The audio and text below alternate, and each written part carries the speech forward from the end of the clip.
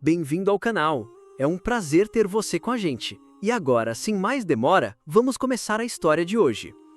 No próximo capítulo da novela História de Amor, Helena encara Joyce de frente. Olha nos olhos dela, a voz carregada de tensão. Você está insinuando que eu devo sair deste apartamento? Ela relembra o dia do batizado da pequena Alice, um dia que deveria ser de alegria, mas que, segundo Helena, Joyce transformou em tragédia. Helena exige uma resposta clara. Joyce, tentando escapar, solta apenas uma frase cansada: "Me deixe em paz." Mas Helena não cede. Continua pressionando, querendo entender a mente confusa de Joyce. Uma mulher que de manhã diz que ama e à noite já demonstra ódio. Ela a acusa de instabilidade emocional, capaz de prejudicar Alice, e pergunta sem rodeios se isso já não teria começado ainda na gravidez. Joyce rebate na hora. Garante que nunca fez mal à filha, que só falou como Helena queria, mas que nunca vão se entender. Helena chama o nome dela com firmeza, obriga Joyce a encará-la e dispara, palavra por palavra: "Eu fiz de tudo para te proteger, sempre quis te poupar de qualquer sofrimento, e você me trata como se não houvesse limites." Joyce responde fria: "Eu nunca quis te ofender. É você que desconta os nervos em mim. Se gosta de se fazer de vítima, o problema é seu." Logo em seguida, Joyce corre e se tranca no banheiro. Helena fica do lado de fora, bate forte na porta, ordenando que ela abra imediatamente. Enquanto isso, Elisete, curiosa, pergunta a Chica: "É verdade que você está namorando um homem que já tem filho? Deve ser uma grande responsabilidade." Chica dá um sorriso irônico, diz que ainda é jovem. Elisete responde que não é errado, mas que há uma pena não começarem a vida do zero. Então Chica solta, sem rodeios: "Ele não pode ter filhos. Talvez por isso ele me valorize ainda mais." Elisete balança a cabeça, desaprovando a ideia de criar filho dos outros. Chica retruca na hora: "Homem nenhum tem certeza se vai assumir essa responsabilidade." Logo depois, Chica pergunta a Neuza: "Faltam muitos presentes?" Neuza responde: "Só estes." Mendonça se intromete: "Já entregamos 50, faltam outros 50. Elisete se espanta com a quantidade de gente. Chica brinca: "Quero ver se vão trazer presente mesmo, ou se vão só comer bolo e dar parabéns." Zuleika, por sua vez, pergunta a Rômulo sobre Léo. Ele ainda está surpreso. "Impressionante! Léo encontrou essa moça tão rápido. Parece que estão juntos há séculos." Zuleika concorda: "Quando a criança crescer, vai acabar chamando Léo de pai." Rômulo cai na risada e provoca: "E nós? Como vamos ser chamados?" Ela responde na lata: "Avós." Os dois caem na gargalhada. Dizem que a vida deles nunca foi monótona, sempre cheia de altos e baixos. Nesse momento, Lu pede para Léo colocar o pequeno Dudu na piscina. Leonardo chama o menino com carinho, dá um beijo e começa a brincar com ele na água. Zuleika nota que o bebê está sem fralda, sem nenhuma proteção. Rômulo confirma. Ela suspira: "Eu me preocupo menos com Léo, mas cada vez mais com Paulinha." Ele concorda. Acredita que a filha trava uma batalha interna, tentando chegar a uma decisão definitiva. Os dois ficam em silêncio. Refletem sobre os filhos que Deus lhes deu, um presente, mas também um peso. Sentem-se abençoados e ao mesmo tempo se perguntam: onde foi que erraram? Zuleika se derrete ao olhar para o bebê. Ela solta um "que gracinha" e logo emenda dizendo como ele é lindo. Rômulo brinca: "Um menino tão inteligente assim deve puxar ao avô." E logo corrige: ou melhor, puxou a avó. Zuleika cai na risada. Enquanto isso, Joyce corta o assunto dizendo que não quer falar mais. Mas Helena interrompe. Afirma que não vai sair dali, não vai fazer nada, até que tudo fique esclarecido. Joyce acusa: "Você só quer se magoar. Procura motivo para brigar, depois corre reclamar para o papai e faz seu drama." Helena responde, a voz embargada: "Eu não quero sofrer, só quero uma explicação, para acabar com esse mal-estar." Ela lembra que, desde que o pai comprou o apartamento em nome de Joyce, a filha não para de repetir "meu apartamento", o que para ela soa como um tapa na cara. Joyce rebate na hora: "E não é meu, por acaso?" Helena questiona: "Quando ainda era alugado, alguma vez eu disse meu apartamento? Alguma vez impus vontades só por me sentir dona?" Joyce retruca irritada: "Não precisava, você sempre fez tudo do seu jeito, nunca me deu espaço para decidir nada." Helena tenta explicar, diz que é natural que os pais escolham o que acham melhor para a família. Mas Joyce insiste: "Diferente das casas das minhas amigas, aqui a mãe compete com a filha." Helena fica atônita. Pergunta de volta: "Competir? O que você quer dizer com isso?" Joyce insiste que ela sabe muito bem, mas Helena nega e exige que fale claramente. Em outro cenário, Mariana explode. Chama Leonardo de rancoroso, idiota, histérico e cafajeste. Renato tenta acalmá-la. Maristela lembra que já tinha aconselhado a filha a manter distância. Ela pergunta por que Mariana não ficou em São Paulo, já que estava bem lá. Mariana responde firme: "Eu não vou deixar o Rio por causa do Leonardo." Maristela suaviza o tom: "Pelo menos até as coisas esfriarem, as feridas ainda estão abertas." Mas Mariana dispara: "Essas feridas nunca vão cicatrizar. Sempre que eu olhar para ele, mesmo que passem 100 anos, vou sentir raiva." Renato suspira: "Assim você só perde tempo. Nem marido merece tanta atenção. Imagine ex-marido." Ele brinca, pede que ela desfaça a cara feia e lhe dá um beijo. Esquece esse idiota. Maristela muda de assunto. Pergunta quando eles vão viajar.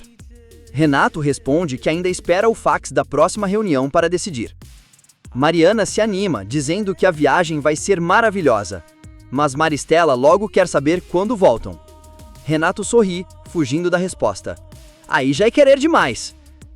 E sugere que os três mergulhem no mar para deixar o assunto para trás. Em outro lugar, Rafaela chama por Bruno. Ele se surpreende ao ver a mãe.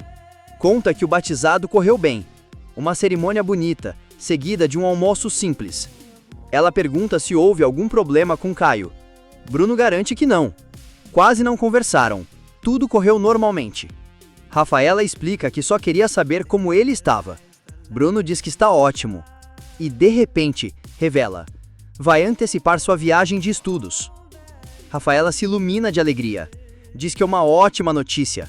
Não pelo fato de ele ir embora, mas porque finalmente vai estudar música, aquilo que ele realmente ama. Bruno sorriu e comentou que voltaria de surpresa, no casamento de Bianca e também no aniversário de 90 anos da avó. Rafaela se iluminou ao ouvir isso. Ela incentivou o filho a manter segredo, para que fosse uma surpresa para toda a família. Emocionada, segurou a mão dele e confessou: eu te amo mais do que a mim mesma. Eu desejo a tua felicidade, mais do que a minha. Às vezes eu erro, porque me preocupo demais, mas prefiro pecar por amar do que por ser indiferente. A voz dela tremia, mas estava cheia de orgulho. Rafaela ressaltou que confiava nele, que se orgulhava do caráter, da generosidade e do carinho que Bruno sempre demonstrava a todos. O único medo que tinha era de alguém magoá-lo injustamente. Bruno a tranquilizou com doçura. Ninguém vai conseguir me ferir, mãe. Nesse momento, Rafaela se surpreendeu ao ver a avó se levantar. Bruno logo brincou: já está abusando? Mal começou a treinar e já quer aprontar? Olga riu e explicou que não era bem assim. Disse que Mauro havia chamado o médico e ele concordou. Mas Mauro corrigiu imediatamente. Ele só cedeu porque a senhora insistiu demais. No fim, Alfredo também acabou permitindo, mas apenas uma pequena caminhada, e teria que voltar logo ao quarto. Olga suspirou, dizendo que estava enferrujada. Na minha idade, ficar deitada na cama só vai me impedir de me levantar depois. Alfredo a aconselhou que caminhasse apenas dentro do quarto, evitando escadas. Bruno também pediu que ela descansasse um pouco, mas Olga balançou a cabeça. Se já levantei, é para andar. Queria mesmo era caminhar à beira-mar ou no jardim botânico. Ficar parada não deixa de ser um exercício. Mauro logo lembrou. O médico autorizou só meia hora, e já é mais que suficiente. Kátia aproveitou para buscar os remédios. Olga não perdeu a chance de brincar. Esculápia. Todos caíram na gargalhada. E a senhora ainda brincou que talvez em outra vida, Kátia tivesse sido médica e matado metade do Império Romano. Joy, constrangida, pediu rápido. Mãe, por favor, não fala mais de mim. E então, de repente, desabafou. Com a voz embargada, confessou. Eu não vou me casar com o Bruno, nem com o Caio, e também não vou me casar com ninguém. Ela contou que no batizado de Alice, houve um instante em que acreditou que poderiam se reconciliar. Uma família completa, com marido, com filha e felicidade para sempre. Foi aquele momento sagrado, junto às palavras do padre e ao amor que todos demonstraram por Alice, que fez Joy acreditar que tudo poderia voltar a ser bonito. Mas logo admitiu que era apenas uma ilusão. Joy tentou consolar Helena, dizendo que não haveria outra mulher, que ela ainda era a única, a rainha, a pessoa mais importante da vida dela, insubstituível. Mesmo assim, Helena percebeu que aquelas palavras estavam cheias de dor. A filha não estava desistindo por vontade própria, mas como se lhe tivessem roubado o que mais desejava. E foi nesse instante que Joy deixou escapar a verdade. Eu amo o Caio. Amo ele de verdade. A única coisa que eu quero é viver ao lado dele. Helena ficou paralisada e questionou. Como você pode querer viver feliz com o Caio se você continua fria com todos ao seu redor? Você afastou todo mundo, até o próprio Caio. Você proibiu ele de ver a filha, se escondeu no shopping, não abriu a porta, nem atendeu o telefone quando ele ligava. Diálogo entre Helena e Joy. Helena olha para a filha, a voz trêmula, mas firme. Você diz que ama uma pessoa, quer viver com ela, mas a rejeita com as próprias mãos. Isso é amor, Joy? Com os olhos cheios de lágrimas, ela se engasga. Ou você está confundindo, achando que se auto-sabotar é a forma de amar? Helena continua, em tom severo. Ninguém pode aguentar ser tratado cruelmente e depois voltar para beijar as mãos que os machucaram. Ela se lembra do dia do batizado, quando Joyce parecia tão emocionada que imaginou que poderiam se reconciliar. Mas então, ela afirma, o amor não pode viver apenas de momentos especiais. Ele precisa ser nutrido no dia a dia, com paciência e compaixão, coisas que minha filha parece não ter. Helena questiona diretamente, a voz perfurando o coração de Joyce. Você acha que pode viver a vida inteira nessa atmosfera doce do batizado? Viver junto é aceitar, ter mais dias de lágrimas do que de sorrisos. Você tem que aprender a crescer com os dois. Ela enumera as contradições. Você chama Bruna de melhor amiga e depois a machuca. Diz que ama Caio, mas o afasta. Diz que ama a mãe, mas é você quem a magoa. Atordoada, Helena começa a chorar.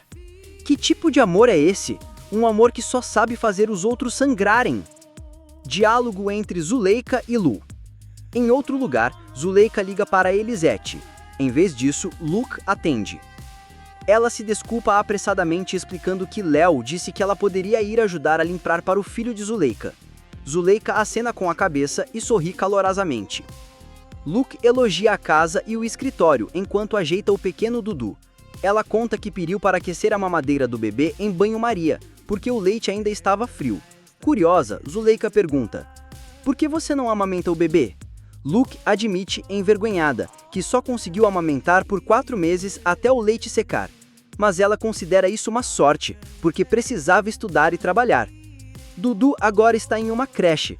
Segundo Luke, isso é melhor do que contratar uma babá, porque ele pode brincar com outras crianças da mesma idade e aprender a ser independente.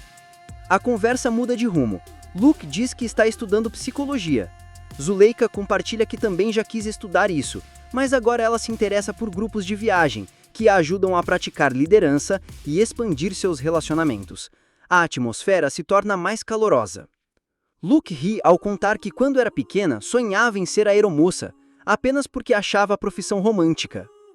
Zuleika sorri. Um pouco de romance é o que ajuda as pessoas a suportar a dura realidade. De repente, Dudu começa a chorar. Luke rapidamente lhe dá a mamadeira. Zuleika observa um menino com os olhos cheios de carinho. Inesperadamente, Luke se desculpa, envergonhada, porque o bebê fez xixi no sofá, mas ela conseguiu limpar a tempo. Zuleika ri, sem demonstrar nenhum aborrecimento. Diálogo sobre Sheila. Em outro canto, Carlos permanece irredutível. Podemos afastar a Sheila da clínica, mas não podemos forçá-la a procurar tratamento. Já discutimos isso tantas vezes, é um ciclo inútil. Yara se opõe veementemente. Não, podemos forçar o tratamento. Sheila já atacou Paula e pode até ter matado com a espátula. Daniel concorda, com a voz tensa. A situação é muito séria. Você é muito complacente, Carlos. Se acontecer uma tragédia, você vai se arrepender de não ter agido com firmeza. Marcos intervém. Mas da última vez que eu vi a Sheila, ela parecia completamente normal. Daniel ressalta, com os olhos cheios de preocupação. É exatamente isso que é perigoso. Sheila parece normal, assim como no batizado. Se ela tivesse uma crise publicamente, já teria sido levada, mas agora, quem pode ter certeza? Tânia entra, com a voz suave, pedindo licença. Daniel, brincalhão, logo comenta. Pra que tanta formalidade, Tânia? Ela sorri e avisa. O convidado de vocês já chegou. Pro Marcos é o Sr. Assunção. Marcos se levanta na hora. Já vou, pode trazer ele para minha sala. Assim que Tânia sai, os olhos de Carlos brilham de admiração. Ele se lembra da energia de Assunção dentro da igreja, mesmo em cadeira de rodas. Daniel confirma, firme, ele faz pelos deficientes muito mais do que o próprio governo. Marcos concorda. Conta que Assunção está à frente de um movimento esportivo, com basquete, remo, e que logo vai a Atlanta para as Olimpíadas. Vai assistir, comentar e ainda mobilizar gente. Yara corta o clima, trazendo foco de volta ao trabalho. Ela olha para Carlos. Já tenho a documentação da Helena, e também da filha dela. Carlos estranha. A Joyce vai viajar? Yara confirma. Sim, a pedido de Helena. Pode ser até que vá a Atlanta, porque a Assunção quer levar a menina junto. Carlos se anima, acha uma boa notícia. Mas Daniel se levanta, dizendo que precisa sair. Yara acrescenta devagar. Por outro lado, parece que a Paula não vai mais. Carlos suspira. Confessa que já não acreditava muito nessa viagem, mas sente uma ponta de frustração. Não entende. Paula estava tão animada antes e agora desiste assim. Yara, com um ar de rendição, comenta. É difícil decifrar a cabeça da Paula. Marcos muda o assunto. Pergunta por que Valquíria não apareceu. Edgar confirma que não. Logo depois, Marcos pede a Tânia para trazer água e café. Vira-se para Edgar. Prefere água, suco ou outra coisa? Edgar recusa educadamente, mas agradece. Marcos insiste no oferecimento, depois sorri e o parabeniza pelo batizado da sobrinha. Ouvi dizer que foi uma linda celebração. Emocionado, Edgar confirma. Fui mesmo. A menina é encantadora. Para ele e para toda a família foi um dia de imensa felicidade. Enquanto isso, Sheila passeia no shopping. Marta tinha deixado Soninha cuidando da loja para atender uma cliente difícil. Ela pergunta a Caio sobre o almoço. Ele responde, tá tranquilo, só fui tomar um café, volto já. Marta se despede, suspira baixinho. É a primeira vez que não vou a uma festa na casa da Helena. Bianca observa, mas a festa é só para os pais e padrinhos. Marta sorri e revela, pois é, eu sou madrinha da Joyce. Bianca fica surpresa, não sabia disso. Marta explica que conhece Joyce desde pequena. Vandinha se mete curiosa. Ela sempre foi metidinha como agora? Marta nega, nem sempre. Até um tempo atrás, Joyce era adorável, teimosa, brigona, mas doce com os amigos. Só de uns tempos pra cá, ficou irritadiça com todo mundo. Talvez porque vive dividida entre Caio e Bruno. Marta conclui, o Bruno é um sonho, mas, pra ser justa, o Caio melhorou bastante também. Vandinha ri. O Bruno é aquele tipo de genro que toda mãe gostaria de ter. Marta concorda, já ouviu isso muitas vezes. Depois brinca, revelando. A Helena chama a filha de Dona Joyce, junto com os dois maridos. Todas caem na risada. Nesse momento, Neuza aparece dizendo que Dona Zuleika mandou algo para Dona Silvana. Vandinha logo se oferece para entregar. E aproveitando, pergunta com curiosidade. E aquele casamento, vai mesmo acontecer? Neuza sorriu, confirmando. Mendonça entrou na conversa, explicando que os convites do casamento já começaram a ser enviados. Vandinha, toda animada, pediu um pedaço do bolo que ainda estava guardado. Neuza riu e prometeu separar um para ela. Bianca, curiosa, perguntou: casar, dá muito nervoso, não é? Neuza suspirou e assentiu. Confessou que às vezes acordava no meio da noite e não conseguia mais dormir, só ficava rolando na cama pensando em tudo.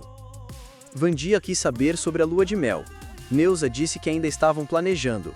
Mendonça acrescentou que ainda não conversaram com o Dr. Rômulo, mas provavelmente vão tirar uns 3 dias de descanso. E riu. Casamento sem lua de mel? Não dá, né? Vandinha sugeriu que talvez Zuleika presenteasse com uma viagem.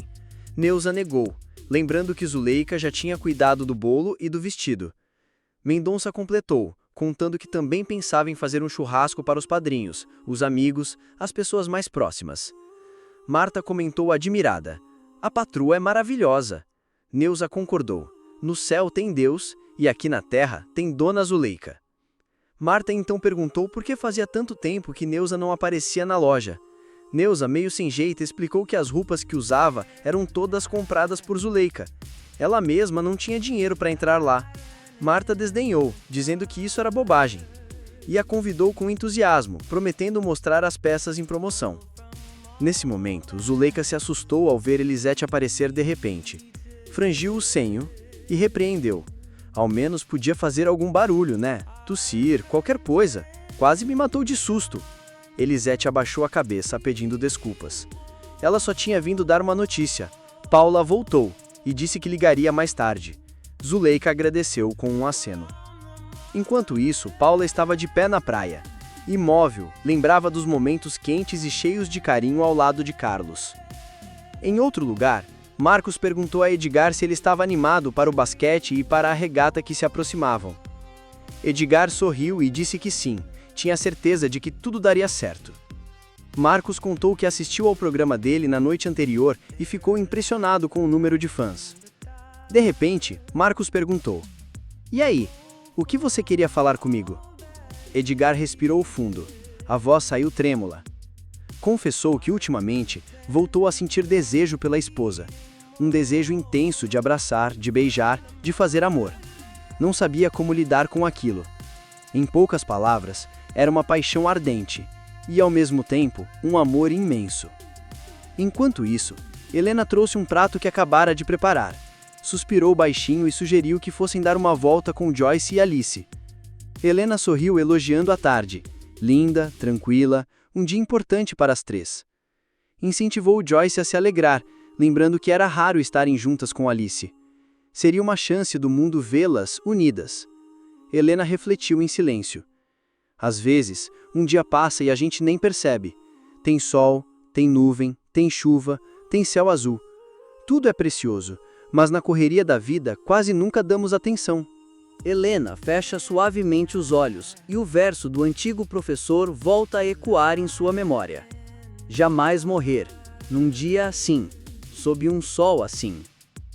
Sempre que contempla o céu azul, aquelas palavras ressurgem como um sussurro terno, lembrando-a de valorizar cada instante. Ela sorri para incentivar Joyce, pedindo que a filha se anime antes que a tarde chegue ao fim. Também percebe que Alice deseja passear, mas suspira em silêncio, perguntando a si mesma o que mais poderia fazer além dessas pequenas palavras de encorajamento, para ajudar sua filha. Enquanto isso, Sheila entra na loja onde Soninha trabalha. Em outro lugar, Marcos conversa com Edgar.